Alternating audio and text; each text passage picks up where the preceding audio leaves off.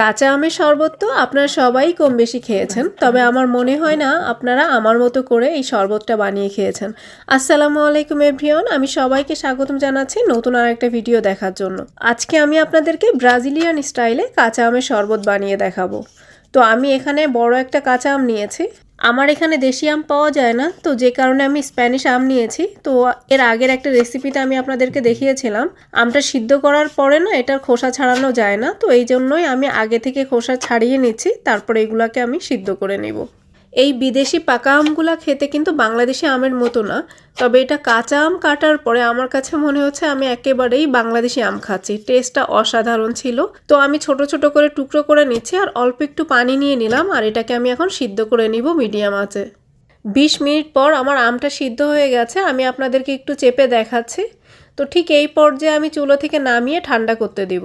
আমগুলো আমি একটা বাটিতে ঢেলে ফ্রিজের মধ্যে রেখে দিচ্ছি 20-25 মিনিটের জন্য। এবার আমি একটা ব্লেন্ডারে জার নিয়েছি আর সাথে নিয়ে নিলাম ঠান্ডা আম, আর সাথে আরও দিয়ে দিচ্ছি অনেকগুলা আইস কিউব। আরও দিয়ে দিলাম 5-6টা পুদিনা পাতা, 1 চা চামচের মতো বিট লবণ।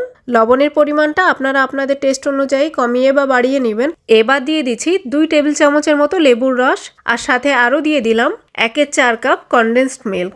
এটাই মূলত আপনাদের এই শরবতটাকে একদম আলাদা করে দিবে সবার চাইতে। আপনারা চাইলে এখানে চিনিও ব্যবহার করতে পারেন। চিনির পরিমাণটা আপনারা আপনাদের টেস্ট অনুযায়ী অ্যাডজাস্ট করে নেবেন। আর সবশেষে দিয়ে দিলাম 2 কাপের মতো পানি। এখন সব কিছু খুব ভালো করে আমি ব্লেন্ড করে নিচ্ছি। চেষ্টা করবেন এখানে কনডেন্স মিল্কটাই ব্যবহার করতে।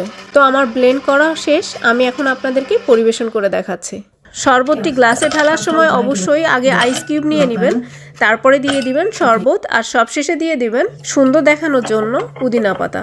আশা করছি আজকের রেসিপি আপনাদের অনেক ভালো লেগেছে। ভালো লাগলে অবশ্যই লাইক, কমেন্ট আর শেয়ার করবেন। ফলো করতে কিন্তু ভুলবেন না। সবাই খুব ভালো থাকবেন, সবাইকে ভালো রাখবেন। আবার আমি হাজির হব আপনাদের মাঝে নতুন কোনো রেসিপি নিয়ে। সেই পর্যন্ত আল্লাহ হাফেজ।